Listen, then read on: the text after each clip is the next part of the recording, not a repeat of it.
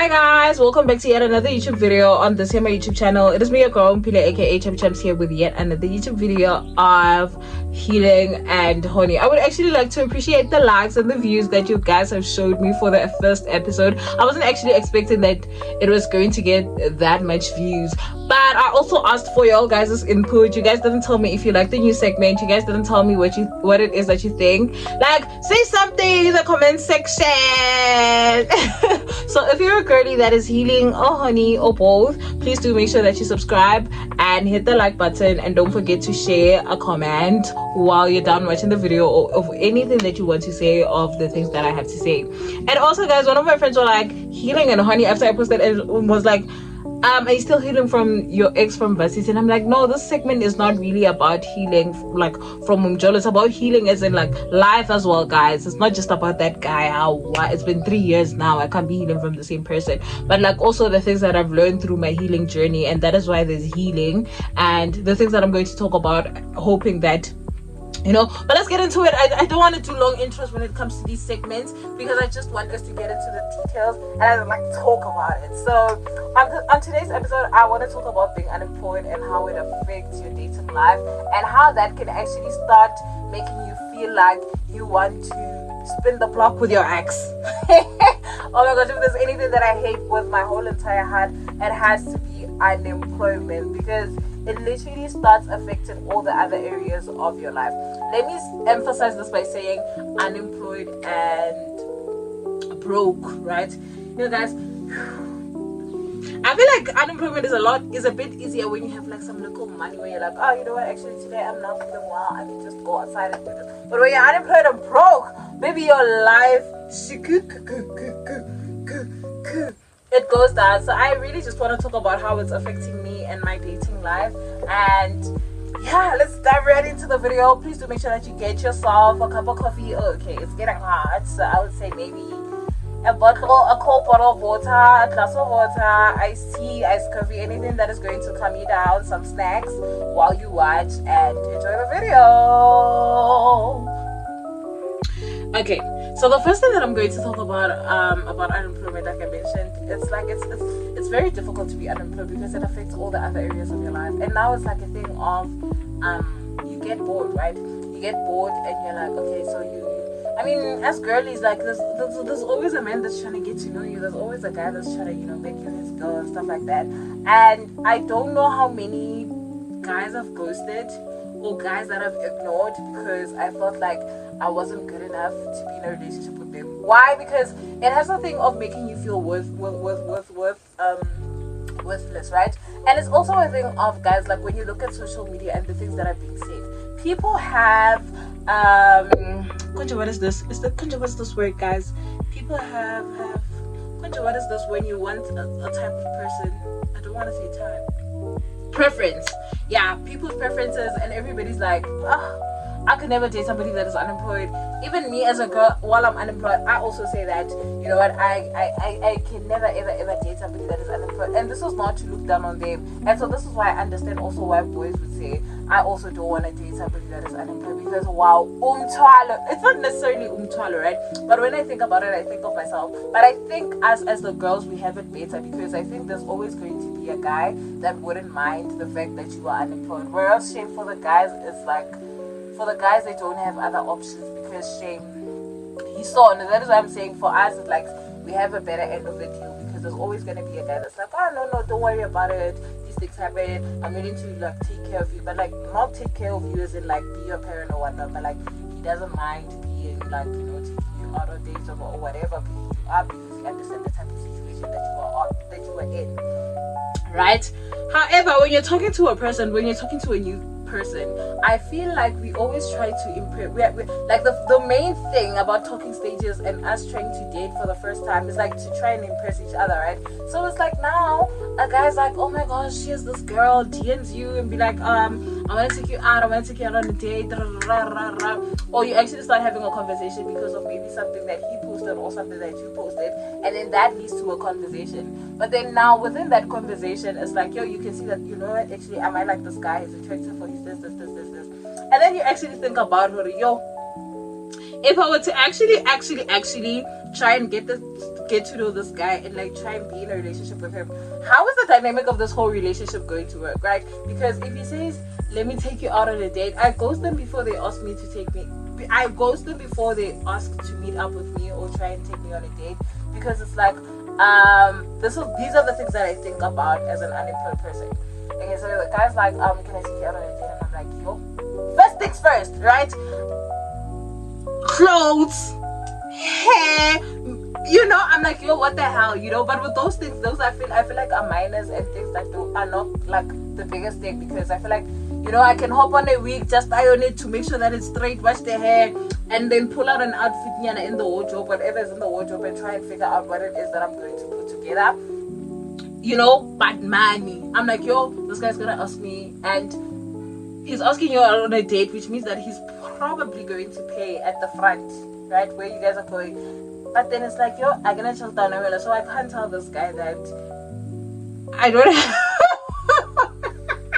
that is such a turn off. Like, imagine, no, let's go on a date. Oh, okay, no problem, where are we going? I'm taking you to the, and then you're like, yo, I'm gonna chill down, so I actually don't have money to commute to where you want us to go. Oh no, Mudala already is like a 10 off, especially in the beginning. Like, I feel like that is easier when we are already in a relationship and we've been doing it. I'm like, baby, I want to see you, please come and see me. And I'm like, baby, you know what, actually I don't have money to see you. But when we're getting to know each other, me telling you that I don't have money and you're taking me on a date, right? And I also feel like when you're going out on a date with a stranger, I don't care if that person has been following you for so long and you guys like kind of know each other and whatnot, but you have to have some kind of cash, because you never really know how it's going to turn out at the front. What if this guy's like, so it's 50-50, you know? Because usually when people say let's go on a date, they don't talk about everything, the details of I'm going to pay and whatnot. Sometimes somebody's like, let me take you out, and then when we get there, it's like,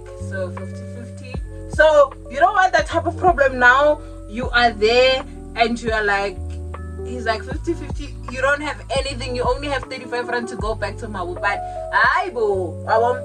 so those are also like something that I fear, right? Another thing that I fear is that when I'm in a relationship, I'm the type of person that likes to give, guys. Not give like a lot, but like, you know, maybe like after we've went through those dates, it's like when you're like, okay, come to my place, I have to come here with something, a flower, a perfume, something. So I feel like being empty-handed, and I feel like it's always going to be a thing of, I'm going to be a little financial burden to your problem, because it's like, yo, baby, every time I have to come to you, it's gonna look like, every time I have to go to the guy, it's gonna look like I'm forming or I'm creating problems just so the guy can have money. And I think that would be so stressful, because it's like, yo, every time it's like, yo, can I see you? You have to think of an excuse. Yo, my hair. And then when you do that, it's like now you're asking him, or you're trying to put the responsibility on him to buy you those things on him, when it's not even like that, right?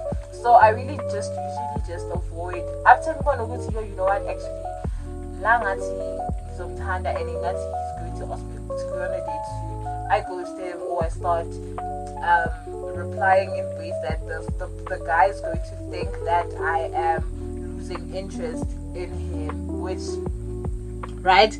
And that is actually so dangerous to guys, because when you're unemployed also, you're like, oh, I want to date. But like when you also want to date, it's because you're bored, right? Because sometimes, like I said in the first episode, sometimes all a girl wants to do is to scratch an itch. Like I want to sleep on a bicep. Like I want to be cuddled. I want to be something, because unemployment, son, as you will always be doing the same thing every single day. So a change in your routine would feel nice, and especially if you have been, like, if you're single, I feel like unemployment is better when you, like, dating when you're unemployed is better when you and that person like have been knowing each other, like since when you were still in uni and stuff like that. Then it gets easier because that is your person and he already knows you. But trying to find a boyfriend when you are unemployed and it's not even a them problem, I think it's a me issue, like I'm saying. And because I'm bored and maybe sometimes I want to scratch an itch, like a girl just wants to, I'm like, what can I do? Maybe I should go back to my ex. You know? And I was having this conversation with one of my friends, where my friend was like, yo, because one thing about your ex, son, is your ex understands that my babe is unemployed and he knows what it is that he has to do. You don't have to explain a lot of things to him because, I mean, there's already a foundation to that relationship, right? And it's like, it's easier to go back to him and start a thing just so you are not bored. But it's also a thing of, also it depends on the type of relationship that you had with your ex, right? For me, every time I think of spinning the block, I'm like, yeah, because I'm like, if I spin the block, I'm doing this because this guy treated me the way that he did. It would be a reflection of me not loving myself, right? So I'm like, maybe scratching the itch isn't that bad. Like, I can wait. I could really, really, really wait, because it's not something that is like, I want to do it immediately, and then I'm like, yeah, when I have to think about doing it or going back with my ex, and I'm like, I think about how the treatment was and how that guy actually never liked me, and then I'm like, okay, sometimes I'm like, oh, maybe you should do it. Yeah, it's not like you're going to catch feelings and you're going to be smart about it. You're just doing it for the fun, just to scratch the itch. But then I'm like, yeah, you're going to do it because of that. But even after you get the satisfaction, you're still stupid in a way, because he's now going to look at you and think, oh, she can't find somebody else, so I'm always going to be the person that she comes to, like, to, you know, scratch the itch. And then it's also like, it's boosting their ego in a way. And what about you? It's also going to leave you feeling empty, even though you think, oh, you know, I'm gonna do it without emotions and it's just going to be sexy time.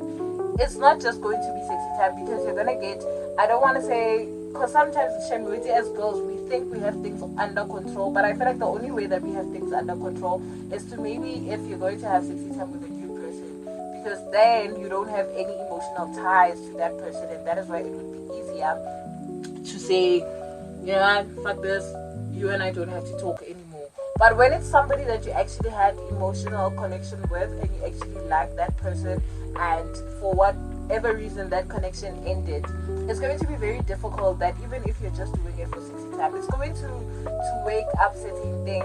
So I would rather you find a different person than to spin the block to your ex, especially if it was a breakup that wasn't nice and it was a thing of, there was lack of respect and that person didn't treat you right. I would say, now on to the next. But now because of episode 1, if you watched the episode now, I understand that I can't do that. Like, I can't casually pick up someone and be like, you know what, actually, let's be sneaky links, let's do sexy times, if I'm not emotionally connected with them, it's a problem. So for me, it means that I can't. For me, sexy time is going to have to stop until I actually be in a relationship. And this is why I always advocate for women. Like, I'm always going to be, the only reason why I advocate for women sleeping around is because if it's beneficial, like, to them, if they get the big O, like, if you sleeping around means that you're having a good time, girl, do it. Especially if you're getting the big O, right? The only problem that I think I would have a problem with girls sleeping around is when they're not enjoying it. You see, like I was talking about my experience, like, that is why I'm like, maybe it's not worth it. Like, it's not worth it to try again and again, because the chances of me actually going to enjoy the deed are slim. So it's like, maybe just keep to myself, right? And that is what I also feel for other girls. Like, besides the fact that I might be asexual, I feel like the chances of actually enjoying it are low because you don't know it, right? And that is why we always have, like, say, no, I would rather go back to my ex, right? But also this thing of, because it's very tricky, guys, and I'll always keep emphasizing this when I talk about sexy time, is that God knew what he was doing. God knew why he said what he said, right? Because if the only way you're ever going to know how to, like, say, sexually satisfy yourself is to sleep around, especially if you're not getting what you want. But at the same time, it's like most of us don't want to keep doing that in order for us to, you know, so it's like, let's go back let's go back to not increase our body count. But I also feel like that is bullshit. I also feel like going back to your ex because you don't want to increase your body count is trash, guys. it's trash. I mean, even if you're keeping it safe with that guy, it's trash. It's trash. Like, yeah, like, no, find other ways to do it. I would rather you sleep around than to keep going back to your ex because you don't want to increase your body count. But like, also, yeah, you don't know if the sex is going to be good, and if the sex is not good, then it's like a waste of sin. And then it's like, in order for me to enjoy sex time again, I have to try it with somebody else. And then you tried it with that somebody else, and it was not good enough. It wasn't bad, but it wasn't good enough. And then you have to. How many bodies are you going to catch because you want to scratch an itch and you want to get the big O? So that is the only way. Then I would feel that maybe sleeping around is not beneficial for a girl. But if you're doing it and you're getting the big O and you're enjoying, girl, do it. But those are the struggles of being unemployed and trying to date that I think I face, and how that might actually affect how it can potentially lead you to go back to your ex because you're like, because I don't have many options. Like, it creates the illusion that you don't have a lot of options just simply because you feel like you don't have anything to offer. Like, and especially because you're baby girl, princess. So since you're unemployed, what do you think you bring to the table?